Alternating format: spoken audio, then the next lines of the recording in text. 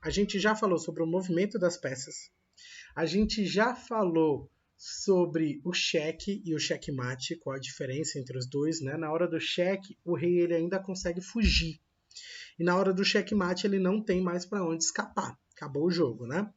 Mostrei também para vocês o checkmate do pastor, que é aquele checkmate que eu jogo. Peão do rei, só para lembrar, né? Vamos lá.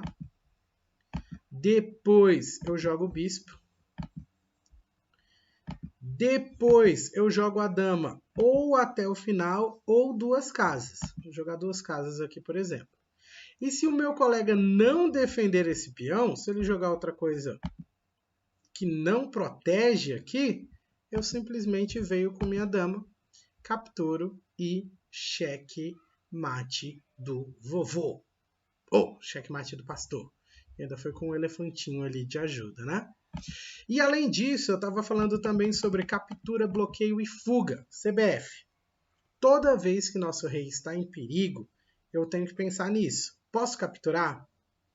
Posso bloquear? Posso fugir? E também pensar qual dessas alternativas pode ser a melhor para mim. Às vezes é melhor bloquear, às vezes é melhor fugir, às vezes é melhor capturar. A maioria é capturar. Só que a gente não pode capturar direto sem pensar. A gente realmente tem que parar, analisar a posição, analisar o que a gente tem no tabuleiro, o que o adversário tem no tabuleiro, como é que está o jogo, para a gente tomar a nossa decisão mais acertada, né? A decisão mais certa possível. Então, galera, hoje eu quero dar justamente uma dica para a gente poder proteger o nosso rei.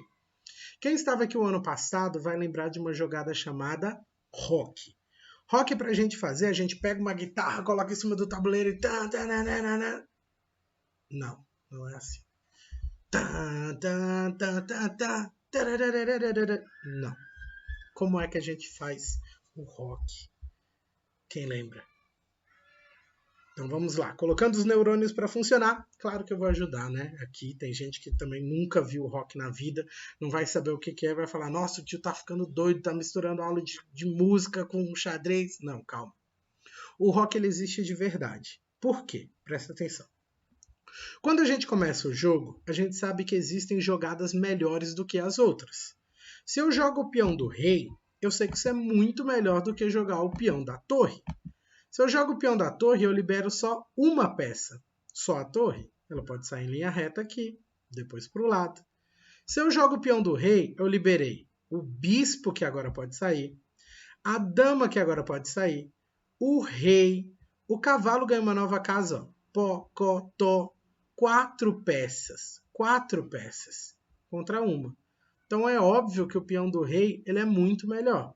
Se a pessoa jogar o peão da torre, é mais fácil eu tentar fazer o checkmate do pastor, né? Mas às vezes não. Às vezes o meu colega sabe o checkmate do pastor e ele sabe defender. Tanto que ele começa ó, com o peão do rei. Imagina que eu jogo o bispo para começar fazendo o checkmate do pastor, né? Nunca se sabe se ele vai tentar fazer a mesma coisa. E ele já joga o cavalo aqui protegendo. Além de proteger do checkmate do pastor, eu não consigo mais, por exemplo, jogar minha dama no final. Senão ele captura minha dama de cavalo, ó, cavalo.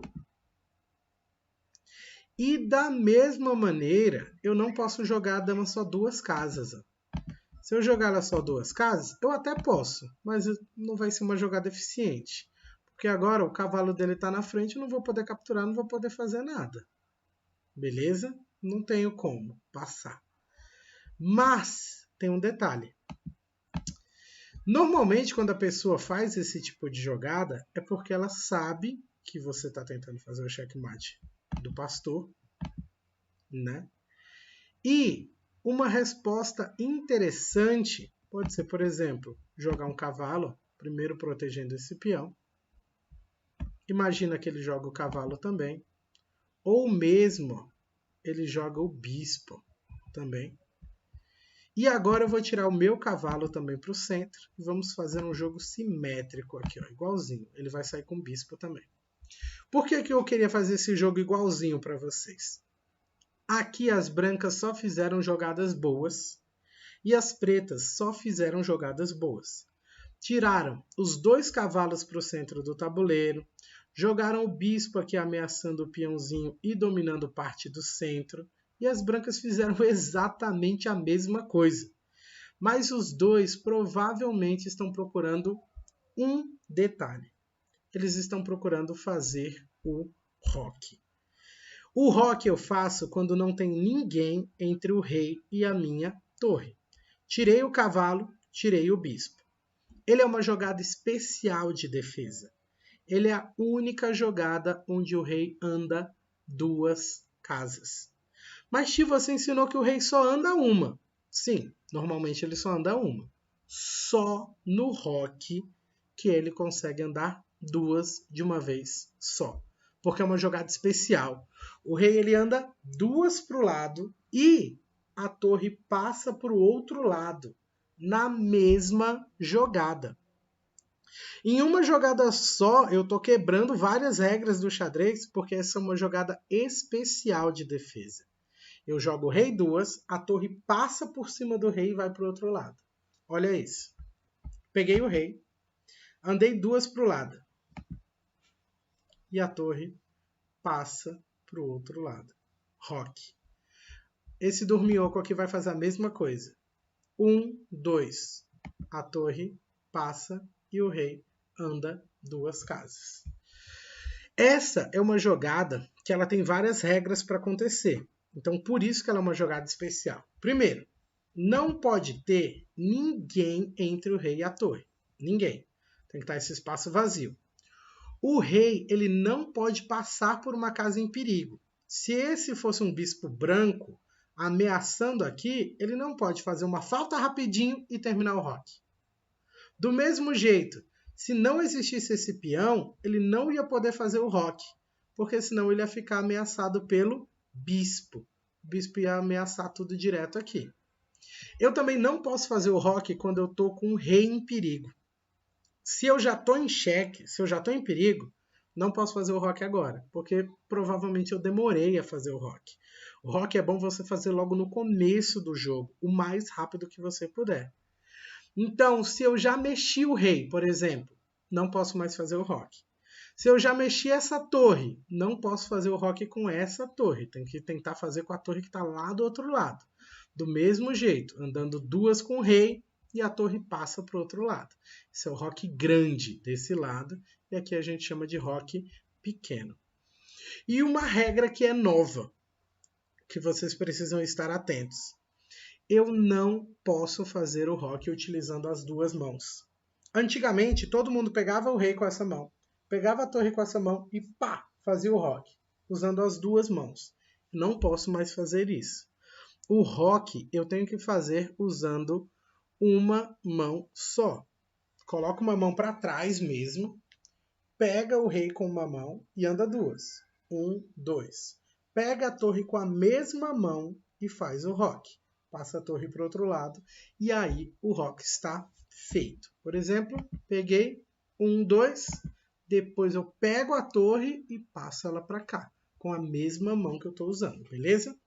O que eu quero que vocês façam essa semana?